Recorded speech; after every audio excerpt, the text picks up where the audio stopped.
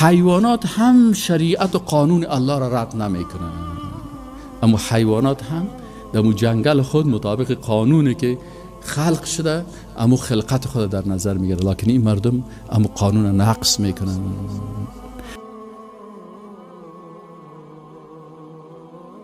اگر کسی بگوید من دموکرات هستم و قانون آسمانی را قبول ندارم، کتاب آسمانی را قبول ندارم، قانون الله، شریعت الله کتاب الله هست، کسی بگوید من را قبول ندارم، به عوض از این قانون میخوایم قانون در زمین جور شود، الله متعال این را کافر بیان کرده. و کسایی که میگه ما معیار مطلق نداریم، ما اخلاق قرآن قبول نداریم، اخلاق سنت قبول نداریم، حجاب کی کشیده، ریشه کی کشیده، نظام اسلام کی کشیده، شریعت اسلامی را کی کشیده، دولت اسلامی را کی کشیده، خلافت اسلامی را کی کشیده، اینا کسانی که این گپا را میزنن و رد میکنن شریعت الله را، اینا کافر میشن. این مردم ها چی میکنن؟ این دموکرات ها مثلا پرزیدنت لینکلن رئیس جمهور امریکا بوده، دموکراسی را تعریف میکنن، میگه حکومت مردم، توسط مردم، برای مردم، نفس ما هر چی که خواست.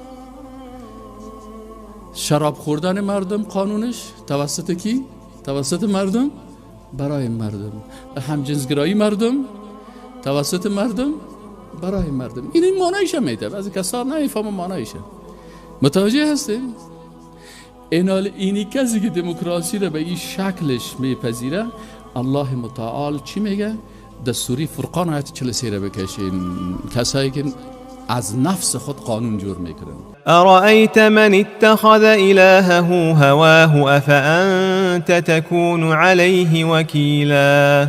ارأیت، آیا ندیدی ای رسول الله صلی الله علیه و سلم، آیا ندیدی ای انسان که تو عقیدت از قرآن میگیری، آیا ندیدی اتخذ الهه، معبود خود، معبود ما شما گفتیم که اله کی را میگن؟ که دو صفت داشته باشه، ذاتش عبادت شوه و قانونش اطاعت شوه.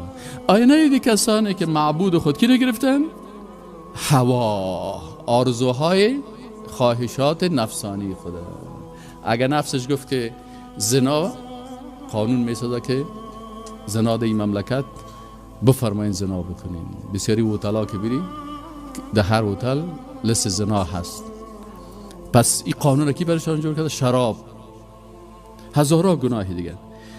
ایناله اینجا گفته که اینی مردمایی که قانون مطابق خواسته های نفس خود می سازن و شریعت الله را نمی پذیرن، افانت تکون علیه وکیلا، آیا تو با اینا وکیل می باشی؟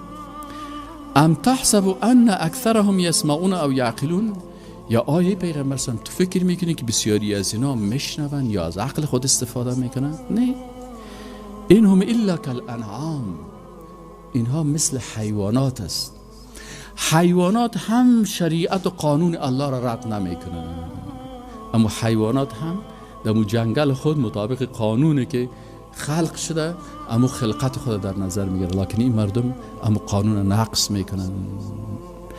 اینا مثل حیوانات هستن، لکن حیوان اگر جنایت کنه، غلطی کنه، میفهمه که ما جنایت کردیم. اگر پشک در اتاق باشه، شما بر شک تو گوش پرتین، پیشروی شیشه استا میخورن، اما کدام وقت دوزی کنه باز میگروزن، چون میفهمه جنایتکار هستن. این کسانی که حق درک نمیکنن با عقل خود، الله متعال میگه که اینا از بل هم اضل سبیلا، بلکه از حیوان که همینا گمراه تر هستند. حیوان خود حداقل از شعور خود استفاده میکنه، این شعور هم داره، عقل هم داره، ولی عقل نمیپذیره. پس اینا ارزششان پیش الله چی است؟ از حیوانات هم که پیش الله بی ارزش تر هستند. یعنی الله متعال جنت خود برای انسانهای مؤمن خلق کرده، نه برای حیوانات. برای حیوانات خلق نشده. و بازو کسی که از حیوان هم که چی باشه؟ بدتر و پستر باشه.